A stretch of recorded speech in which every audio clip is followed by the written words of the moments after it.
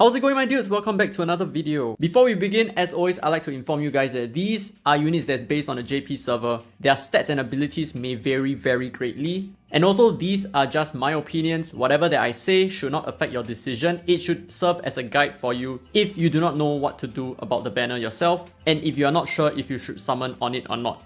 This banner will be dropping on the 28th of December, which is really soon. So let's go right into it. First up, we have Karla. She's going to be a Dark type 5-star unit. Leader buff, the Curses Calling. Dark characters attack plus 60% and direct attack damage plus 160%. So I've mentioned before that this character is going to be very big for Dark direct attack damage. So if you have been busy farming Arc Curse EX, then you'd be able to make a very strong Dark direct attack damage team. And here's her skill, Thanatos Hang, putting on a Snake's Aura for a while, 8 seconds. Deal dark damage to enemies around self and inflict poison debuff for 30 seconds. And you also grant allies a penetration buff for 12 seconds. Ability 1, when own skill activates, own attack plus 12% up to 60%, and when battle begins, own skill gauge plus 50%. This looks like it's going to be really awesome side by side with Quasar, because Quasar as a main grants every dark ally on your team a 50% skill gauge. Ability 1 over here would then push you to 100%, which is really good if you want to immediately drop the poison debuff and grant allies your early penetration buff. Although with the new Demon Spear you already have the early penetration buff, so that may be a little bit of overlap, but I guess that's more for team building and not so much of, oh no, now you have penetration twice, then that's not very useful. It's not always like that. And ability number 2, own dealt damage to enemies with poison debuff plus 15%, and dark characters dealt damage to enemies with debuffs plus 5%. So as soon as you drop your skill, you inflict certain debuffs on the enemies, your team is going to do a lot more damage, especially with direct attack. And ability number 3, as a main, while allies have penetration buff, which you would land immediately at the start with a Quasar, dark characters direct attack damage plus 140%. So this character is absolutely powerful in my opinion. I'm definitely going to pull for her. Well, I hope to pull for her. I'm not going to go crazy on this banner because it is not a necessity for me. As long as you have dark skill damage units, this banner is not so crazy, but still fun and good to have.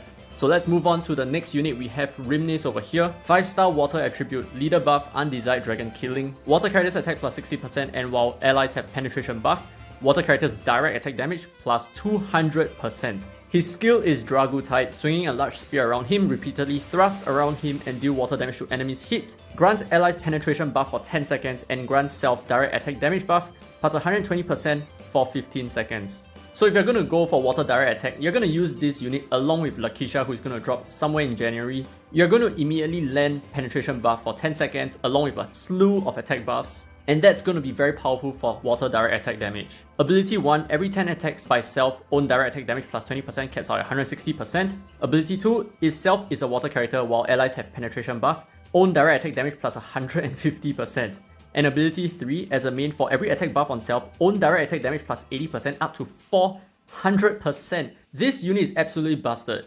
And using him alongside Lakeisha is insane. A whole new level of power. And water teams tend to have a lot of attack buffs, either from Faf, either from Liesel, either from Sonia, or even just your armaments, like your Spear of Okeanos. So you're definitely going to be very powerful with the right units on a water team. So I'm really looking forward to water in the future. I think water is going to be pretty epic. Moving on, now we have Rudy, who is a Thunder 4-star leader buff, no principal experiment. Thunder character skill damage plus 55%, and during Fever, Thunder character skill charge speed plus 30%. Whoa, this is really good.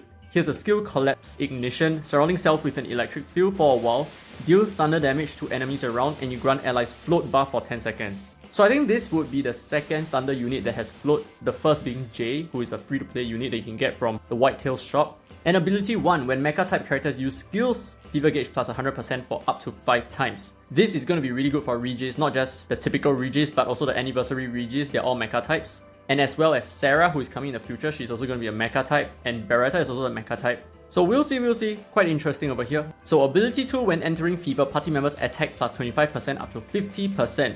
And ability 3, as a main, when entering Fever, Thunder characters attack plus 30% up to 60%, and your skill gauge increases by 20%. Honestly, this character is pretty good. So with an increasing charge speed, let's say you're going to use this character as a lead rather, you're going to be throwing a lot of skills, and as long as your skills increase your Fever gauge, that's how you can upkeep your Fever that way. However, like I said before, Thunder Fever is not so much about increasing the duration of a Fever. it is more for entering Fever as much as possible. So like you can see over here, whenever you enter Fever, you gain extra attack power, you gain extra skill gauge, etc, etc. So that's the main difference between a Thunder Fever and a Light Fever. Okay, moving on to the next character, we have Laia. She is a 4-star light unit, leader buff straight to the dream, light characters attack plus 80% and multi-balls HP plus 20%. Skill Mogutan Burst, summoning Labyrinth Creatures, 2 each for 15 seconds, with Dark Resistance up 20%, and Whole Party Substitute. I'm not actually sure what Whole Party Substitute means. Maybe it's like a whole party tank, I'm not sure. Deal light damage to enemies hit. Ability 1, multi-balls HP plus 15%, and ability 2, when 2 or more multi-balls are present, other party members attack plus 25% and multi-balls attack plus 15%. Ability 3, as a main, while own HP is at above 80%, light characters attack plus 80%. So good news for you guys who like to use multi-balls out there. You can use this unit for not just light teams per se, you can also use this unit for your fire multi-ball team. You just need to use her as a sub and she'll be quite powerful that way. Because do take note that ability 2 also buffs up the rest of your multi-balls, which means that ability 2 alone grants your multi-balls an extra 40% attack. And do take note that only multi-balls that resemble humanoids will get buffed by abilities and skills. And moving on to the last unit, we have Meryl over here. Meryl is a 3-star dark type character who is a female, leader buff, circle Mary shape, dark characters attack plus 25% and direct attack damage plus 25%. Skill Fanfiction Analyze, using the power of delusion, grants party members attack buff and direct attack damage buff, 30% direct attack for 15 seconds. When there are male gender main characters in party, grant self additional attack buff and direct attack damage buff plus 50% for 5 seconds. So really all you need is one single male character as a main. So if you're going to use Karla and Quasar together, both are females, your third main should be a male character. And ability 1, when there are 2 or more male gender characters in party, female gendered characters direct attack damage plus 40%.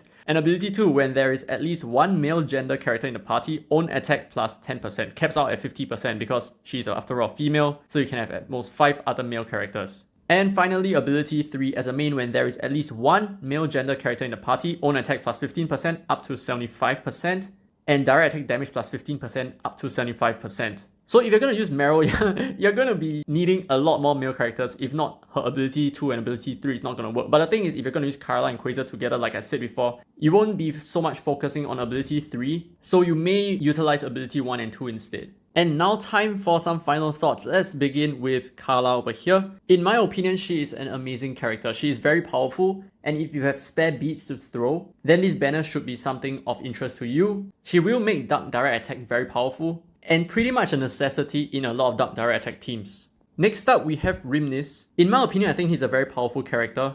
I would be super excited to pull him if I do. I think he's a lot better as a leader instead of Celine right now, and maybe even into the future as well. So he is pretty high on my list, to be honest.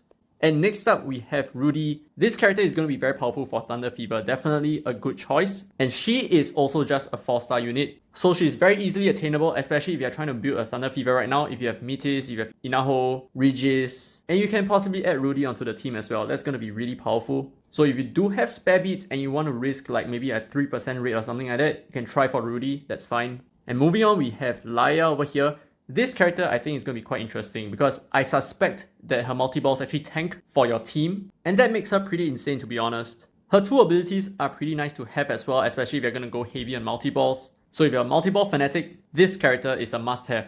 And finally, we have Meryl, who doesn't know what she wants. I think this character is a little bit confusing, but if you are very conscientious with regards to the units that you're putting onto your team, if you know exactly what the third unit you want to include is going to be, or let's say if you have a specific comp that requires a male main, then I think she can be quite powerful in that sense. Right off the top of my head, I think possibly a unit that could be very interesting to include into your Dark Direct Attack team, the New Year's UL. So let's take a look at New Year's UL over here.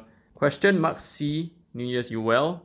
And here we go. So this is the questionable concoctioner. If you do have him, I think he can be quite useful for being a male main. So let's take a look at his skill. Venomous Age performs a sword dance in celebration of the new year, dealing dark damage to enemies in front and inflicts poison debuff. And ability 1, while own HP is at or below 60%, party members attack plus 20%.